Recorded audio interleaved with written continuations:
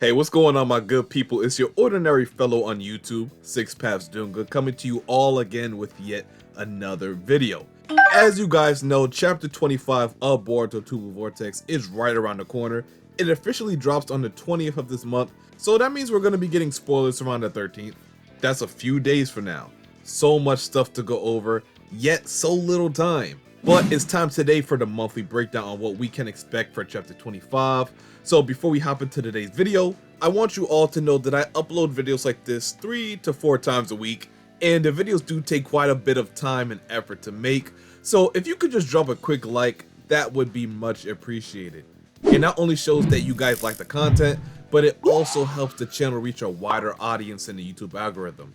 But without further ado, let's jump right into the video. So as we left off, Kawaki arrived to Sunagakure to buy Boruto enough time to use FTG and get everyone together and head back to Konoha safely. With Matsuri defeated and her Thorn soul finally in the possession of Konoha, there's little to no reason they need to dawdle around in the Land of Wind. So right off the rip, when the chapter begins, I believe it should start off with Kashin Koji's perspective, with him explaining how the timeline shifted because of Boruto's actions. Before last chapter ended, he emphasized how the actions that was done today drastically changed the timeline or had a big influence on the timeline changing. The story is in a state of change right now. The ending of the current arc is right upon us. Now it's time to start transitioning to the next one. So therefore, the options on how next chapter could go is very wide. But based off the direction chapter 24 concluded on, I think we have a few options that are more likely than others. And here are the few that I strongly believe we will see. So let's talk about the first option that I was previously mentioning, and that is Kashin Koji discussing Mamushi's pursuit. He already said that Boruto changed the timeline again, and because of this, Mamushi is on demon timing now. But he didn't exactly explain why that is. What about Boruto's escapade today that caused Mamushi to finally start acting? And instead of him just explaining to Ada why that is, I think we're gonna actually see Mamushi sometime during the beginning stages of the chapter. Then we can see what about the events that occurred today that triggered him to finally make a move.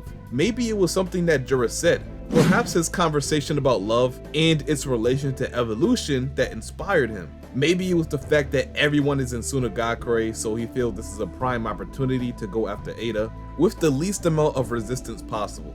But whatever it is, we'll find out regarding to what Mamushi says in his dialogue, and I do believe this is perfect for the story. It's about time we see Mamushi finally do something. Fun fact, he was actually the first Shinju we seen fight, and he hasn't been in any conflict since then. So it's about time that we see him in action, and also see what type of abilities he has. Up to this point, we've seen every other Shinju in action, and we also seen them interact with the outside world on a higher level, but we haven't seen anything of the sort from Mamushi. Like I explained in other videos, I believe Mamushi is one of the most interesting Shinju ever introduced. So far, we haven't seen anything like someone being able to see through a power like the Senragon, and it has yet to be explained as to why that is. So sometime throughout this arc, there's a very high chance we'll find out what exactly it is that's causing Mamushi to be able to do that. Because to be honest, the answer to this could shift the entire narrative surrounding who or what the Shinju truly are. It's just to unlock more secrets about them. We don't know everything there is to know about them, so any added information will be pretty good for the story. And this could be the introduction for the next arc. Everything is wrapping up in Sunagakure. Boruto is probably going to use FTG to get everyone back to Konoha, so it works out perfectly. With the big hitters back in Konoha, it gives them that added defense and security in case Mamushi or someone chooses to invade and run amok in Konoha. Now, based on some events and conversation that was had in Sunagakure between Kawaki and JURA, this could actually have a big influence on what could transpire in the upcoming chapters. And these events could change a lot in the story regarding the direction of the plot and development of multiple characters. But first, before I dive deeper into that, I want to talk about something that could potentially happen back in the Land of Wind that could drag on the events of this current arc. So regarding this topic, it has a lot to do with Araya, who was last seen in chapter 22 right before JURA chased down Boruto to attempt to kill him. In this scene, we see Mitsuki instruct him to start heading to Gaara and Shinki's location now that he has Ryu's Thorn Soul Bulb. And in the very next chapter, Konohamaru rendezvous with Mitsuki and Sarada, and Araya is nowhere to be found. So there's a 95% chance he went on ahead to Shinki to try and save him. But there's been speculation around the community that he could run into some trouble when it comes to delivering said Thorn Soul. And this theory comes from the other visions that Kashin Koji had in the chapter where Kawaki made his debut with his new limitless power.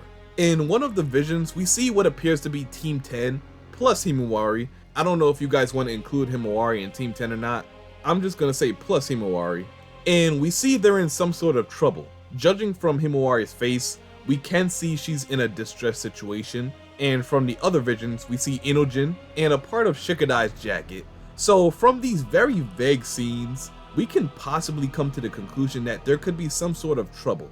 We even see Inojin weaving some type of sign, which is probably a mind transmission technique to confirm that he came into contact with the threat. It could also be them being sent out on a mission to assist Araya in delivering the Thorn Soul to Shinki safely.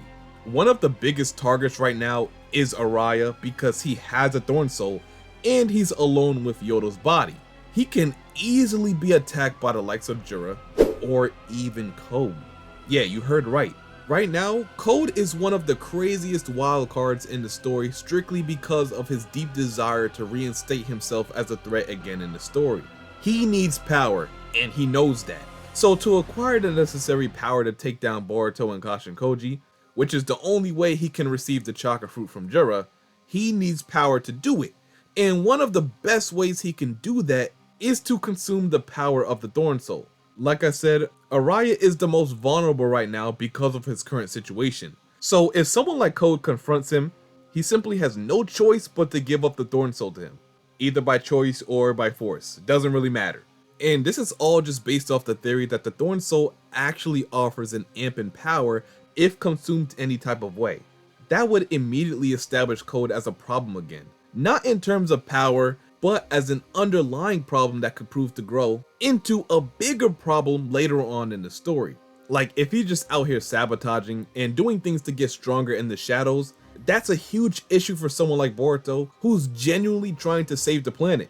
So it just makes his job that much harder. So don't sleep on that possibility. We could see Code make a move very soon, especially since we haven't seen him in almost 10 chapters now. This could be one of his only opportunities he gets that would help him in the long run.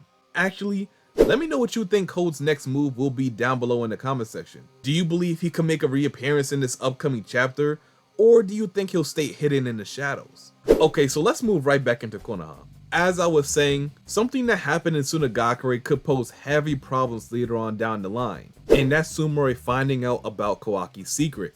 By JURA theorizing that Naruto is alive, and Kawaki basically confirming it, this news is big for someone like Sumire who is actively trying to help Boruto get his life back.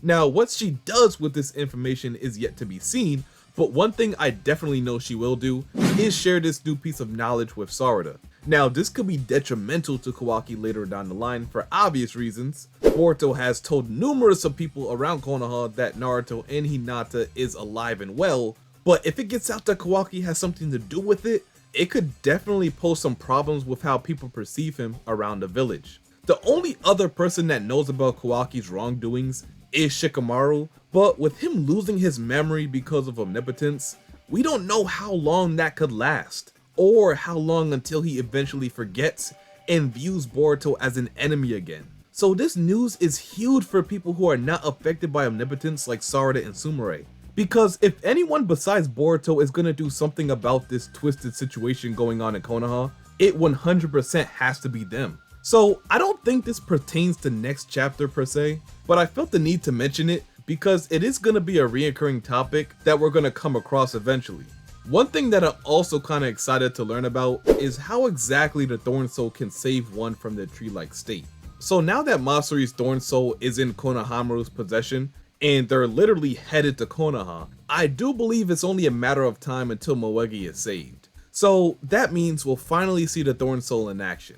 We're gonna see someone be saved for the first time.